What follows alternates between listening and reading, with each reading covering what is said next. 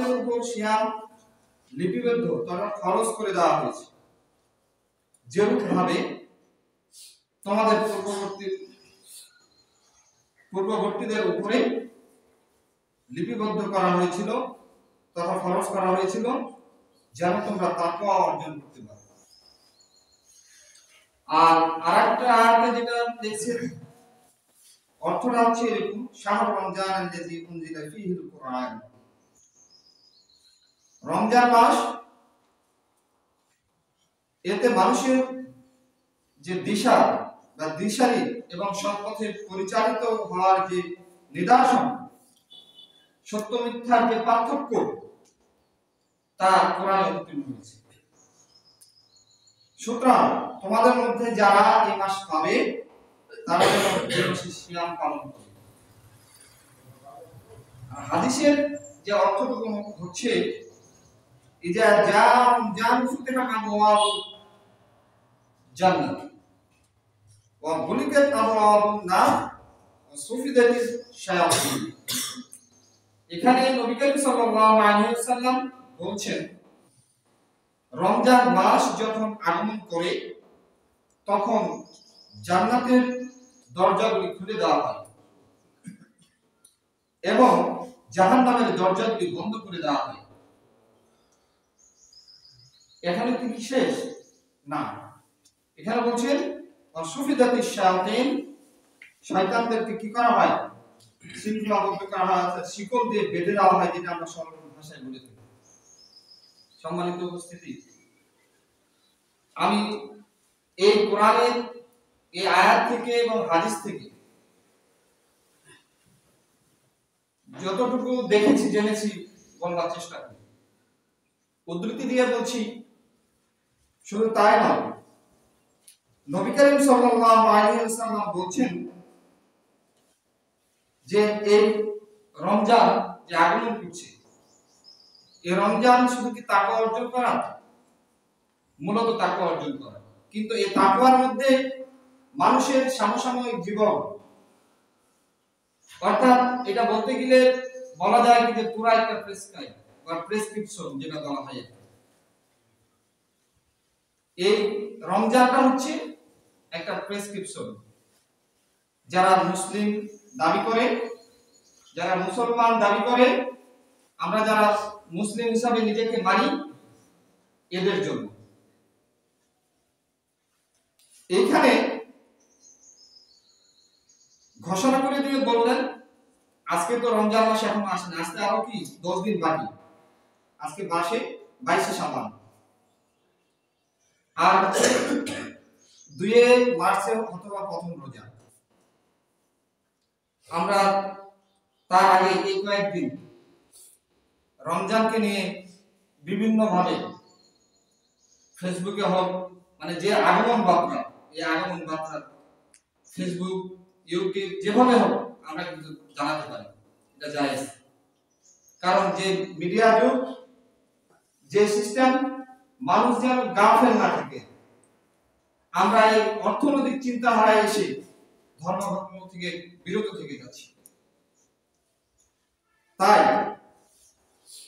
আমি, অর্থাৎ এই যে শাবান মাসের 29 তারিখ, সাধারণত আরবি মাস 29 এবং 30-এ শেষ হয়। যদি আমরা দেখি যে 29 তারিখের পরে আকাশ মেঘাচ্ছন্ন, তখন কি করব? তার 30টা করতে হবে। পূর্ণ করার পরে রমজানের চাঁদ আমরা যদি দেখতে পাই, তাহলে রোজা রাখা শুরু করব। আবার রমজানের এই চাঁদ দেখে শাওয়াল মাসের চাঁদ যখন উঠবে তখন কিন্তু শেষ করে দেব। সংক্ষিপ্ত আকারে বলবার চেষ্টা করছি। সম্মানিত উপস্থিতি, এখন রোজা কি আমাদের উপরে ফরজ? আমাদের পূর্ববর্তী যারা ছিল, আদম থেকে শুরু করে যে সকল নবীগুলা এসছে, যারা আমাদেরকে ওহীর বার্তা দিয়েছে, সকল নবীদের উপরেই এই রোজা ফরজ ছিল। কারো 1টা, কারো 3টা, কারো 6টা, কারো পুরা মাস।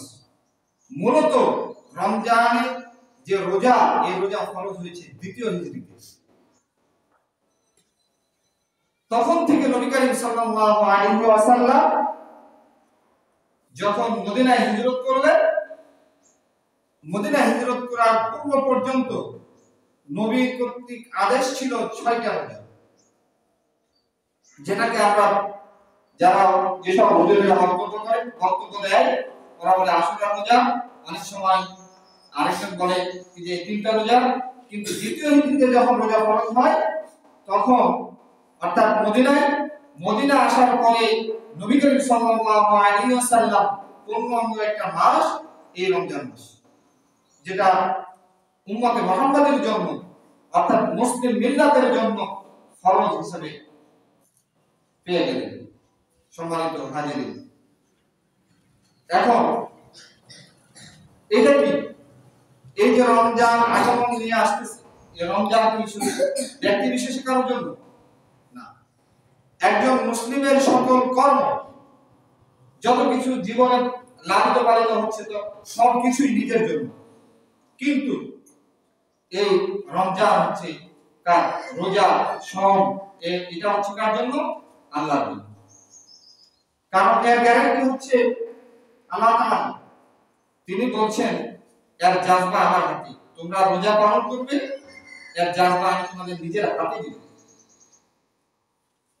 সম্মানিত উপস্থিতি, তাই রমজান মাস যখন আগমন করে এমনি ভাবে মুসলমানের জন্য চারিদিক থেকে যে আনন্দ ভরা একটা চিন্তাধারা, চিন্তা চেতনা লালিত পালিত হতে শুরু করবে। আমরা কি এই যে শাবানের 22 দিন চলে যাচ্ছে, কখন কি মনে করেছি শাবানের রোজা আমরা কয়টা করেছি? এইখানে বলা হচ্ছে নবী করিম সাল্লাল্লাহু আলাইহি ওয়াসাল্লাম শাবানের শেষ পর্যন্ত রোজা করতেন, শেষের কয়েকটা রোজা ছেড়ে দিয়েছে। আবার কখনো কখনো যারা পারদর্শী ছিল তারা পুরো শাবান মাসে রোজা করেছে। বিভিন্ন ভাবে বিভিন্ন হাদিস আছে। সম্মানিত উপস্থিতি, এখানে আমাদের জন্য প্লাস পয়েন্ট কেন? কারণ এই মাসটাতে যদি আমরা নিজেকে গড়তে পারি তাহলে আমাদের জীবনের একটা সেট আমরা নিজের ভিতরে অন্তরে সেটিং করতে পারি। যদি আমরা এই মাসকে গাফল চিন্তাধারায় উড়িয়ে দেই তাহলে আমাদের যে চিন্তাধারা সেটা কখনো বাস্তবায়ন হবে। মুসলিম নীতি আদর্শ অনুসরণ করতে হলে এই রমজানকে তাকওয়ার সহিত পালন করতে হবে, পালিত করতে হবে।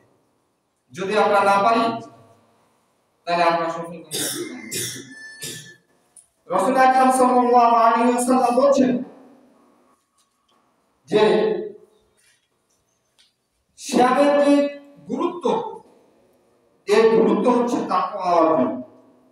যদি আমরা তাকওয়া অর্জন করতে না পারি তাহলে তার গুরুত্বকে আমরা অনুধাবন করতে পারব না।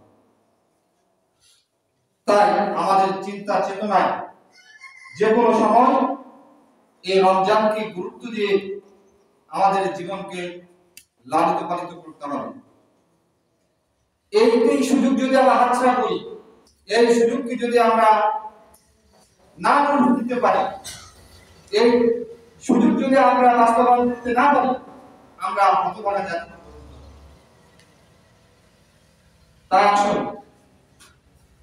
আমরা এই রমজানের আগমনের যে বার্তা, এই আগমনকে সামনে রেখে আমাদের জীবনকে সুন্দর করি এবং সাজাই। আবার এই রমজান মাসে যে কোরআন অবতীর্ণ হয়েছে, এই কোরআন যদি আমরা বুঝি তাহলে আমাদের লাভ, করলেও আমাদের লাভ আর লাভ। পুরা রমজানটাই শুধু না, এই এক মাস যদি আমরা সঠিকভাবে আল্লাহ রাসূলের দেওয়া বিধান অনুযায়ী রোজা পালন করতে পারি তাহলে আমরা কামিয়াবি হব। এখন শাহরুর রমজান আল্লাযী উনজিলা ফীহিল কুরআন হুদাল লিন-নাস ওয়াবাইয়ানাতিন মিনাল হুদা ওয়াল ফুরকান ফামান শাহিদা মিনকুম শাহর ফালিয়াসুমহু। এখানে বলতেছেন রমজান মাস, এতে মানুষের যে সৎ পথ প্রাপ্তি হয় এবং সত্য মিথ্যার পার্থক্যকারী সে চিনতে পারে, এই বিষয়গুলো কোরআনের মধ্যে অবতীর্ণ হয়েছে। তাই এই মাসে আমরা রোজার পাশাপাশি কোরআনকে তেলাওয়াত করব এবং কোরআনকে বুঝে তেলাওয়াত করে নিজের জীবনে আমল করব। এখন আল্লাহ তাআলা এই সূরা, এই আয়াতগুলো অবতীর্ণ করে মানুষকে কি কঠিন করে দিয়েছে? না, মানুষকে কঠিন করে দেন নাই, কারণ তিনি পরক্ষণে আয়াত নাযিল করে দিয়ে বললেন যে যদি এই মাস আগে পর্যন্ত কেউ অসুস্থ হয়ে যায় কিংবা সে পারছে না, তার জন্য বিধিবিধানও দিয়ে দিলেন। আমাদের জন্য সহজ হলো না? কিন্তু আমরা অপরা জাতি, শ্রেষ্ঠ মুসলিম জাতি, সৃষ্টির সেরা, আমরা এমন অধমে পরিণত হয়েছি, আমরা তাও করি না। কেউ যদি করতে বলে তাহলে তার জন্য উল্টা চাপে পড়তে হয়। এই রমজান থেকে যদি আমরা সুদ, ঘুষ, দুর্নীতি, জেনা, ব্যভিচার থেকে ফিরে আসতে না পারি, তাহলে আমরা সোজাসুজি জাহান্নামে চলে যাব, সোজাসুজি জাহান্নামে। আর এই সামনে আগমনী রমজানে যদি আমরা তওবা করে, আমরা যখন হাদিসের সংজ্ঞা দিয়ে বলি মনসম্মতি, ইসলামিক চিন্তা চেতনায় যদি সর্বশেষ মনসম্মতি দিয়ে এই রমজানকে পালন করি, তাহলে আমরা কামিয়াবি হব। কারণ অনেক মুরব্বীজন আছে তারা আমার চেয়ে অনেক ব্যাখ্যা বিশ্লেষণ জানে, তারপরেও আল্লাহ তাআলা সূরা নূরে ঘোষণা করে দিয়েছে নবী করিম সাল্লাল্লাহু আলাইহি ওয়াসাল্লামের মাধ্যমে আমাদেরকে বলে দিলেন, লা তাহসাবুহু শাররুন লাকুম বাল হুয়া খায়রুল লাকুম। এটাকে তোমাদের জন্য অকল্যাণ মনে করো না, বরং তোমাদের জন্য কল্যাণকর মনে করো। আসলে কি আমরা কল্যাণকর মনে করি? কল্যাণকর যদি মনে করতাম, আমাদের জীবনের আমল সুন্দর হয়ে যেত। কিন্তু আমরা অপরাধ জাতিতে পরিণত হয়েছি। আমাদের লোভ, লালসা, ক্ষমতা আমাদেরকে ঠিক ধর্মের বিপরীত দিকে নিয়ে যাচ্ছে। সূরা তাকাসুরের দিকে দেখেন, আর হাকুমুত তাকাসুর হাত্তা যুরতুমুল মাকাবির। এমন ভাবে আমরা গাফিলাতি চিন্তাধারার মধ্যে ঢুকেছি, এই চিন্তাধারা থেকে আমরা বের হতে পারি। হযরত আব্দুল্লাহ ইবনে আব্বাস রাদিয়াল্লাহু তাআলা বলছেন যে মানুষ ততক্ষণ পর্যন্ত বুঝতে পারবে না যতক্ষণ পর্যন্ত সে কবরে গিয়ে না পৌঁছাবে। তাই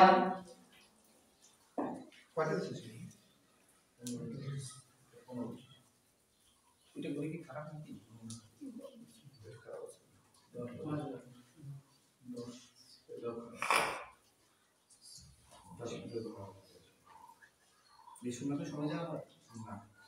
আচ্ছা, ঠিক আছে। এই যে রমজান মাস আসতেছে, আমরা যদি তাকওয়া অর্জন করতে চাই, তাহলে তাকওয়া অর্জনের পাশাপাশি মুমিনের যে গুণগত অবস্থা সৃষ্টি হবে, এর কয়েকটা পয়েন্ট বলে আমি আজকের খুতবার এই দিতে নিব। এই তাকওয়া আমরা কিভাবে অর্জন করব, এখানে কি করতে হবে, আমরা যে মুসলিম কিভাবে আমরা আমাদের জীবনে, আমাদের আমলে, পরিবারে, সমাজে, কাজে বাস্তবায়ন করব।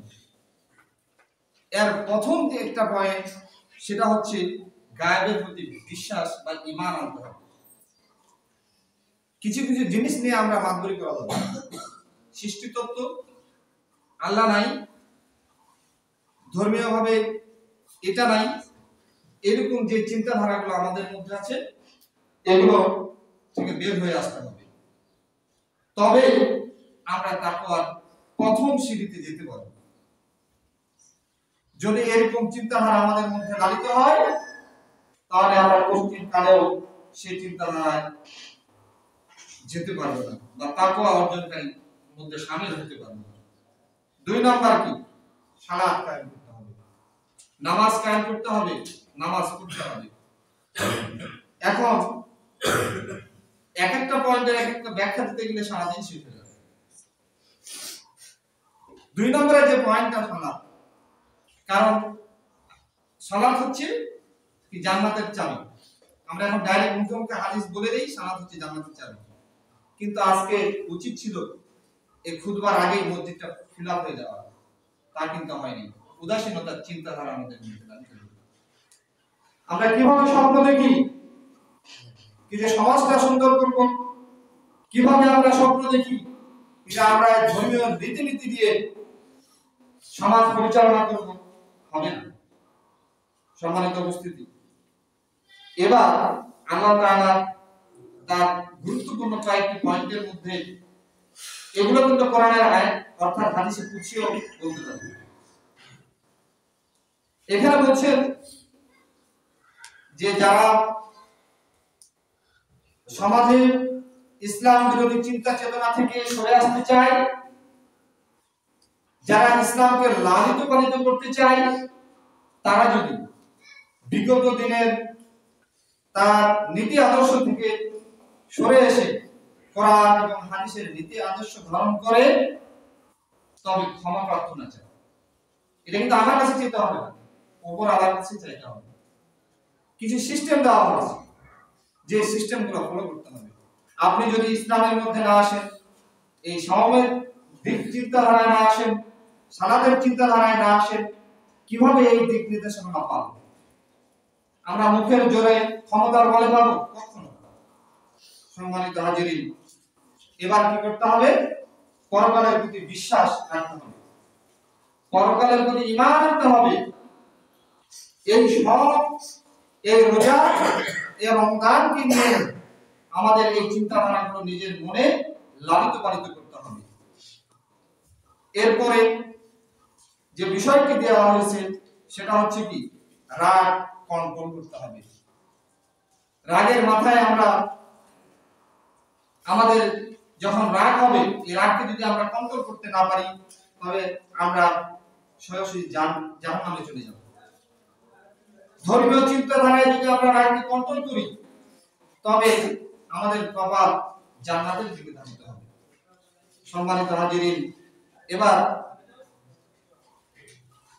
6 নম্বর যে পয়েন্টটি হচ্ছে যে মানুষকে ক্ষমা করা। এখন আমরা আমাদের কাজে আমল ছাড়া আমরা সমালোচনায় বেশি যুক্ত হই। হুজুর কি বললো, হুজুর কেন বললো না, হুজুর কেন বললো, এই যে কেন, এই কেন উত্তর দিতে দিতে আমাদের ধর্মীয় চিন্তাধারা থেকে আমরা সরে যাচ্ছি, কিন্তু আমরা অনুধাবন করছি না। সম্মানিত হাজিরিন, তারপরে কি সদাচরণ। এই রমজান আমাদেরকে শিক্ষা দেয় সদাচরণ তথা যে আমাদের আচার ব্যবহার আমরা একজন আরেকজনের সাথে করি, সেটার ব্যবহার শিক্ষা দেয়। এই আচরণ ব্যবহার হবে উত্তম পন্থায়। যদি আমরা সেই উত্তম পন্থাটা নিতে চাই, তবে আগামীতে যে রমজান আসছে, সেই রমজানকে সর্বাত্মক পন্থায় ধর্মীয় রীতিনীতি ধারণ করে পালন করতে হবে।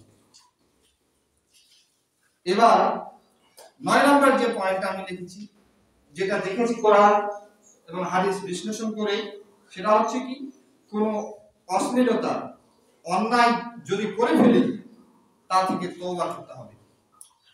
সম্মানিত হাজিরিন, আমরা যদি ভুল, মানুষ যে ভুল আমরা করতেই পারি, তাই আমাদেরকে তওবা করতে হবে।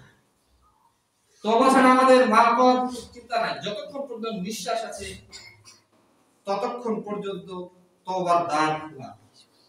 তাতে আমি যত ধরনের পাপ করি, আবার তওবা করলাম, পাপও জড়িত হলাম, তাহলে কিন্তু জাহান্নাম সোজাসুজি জাহান্নাম।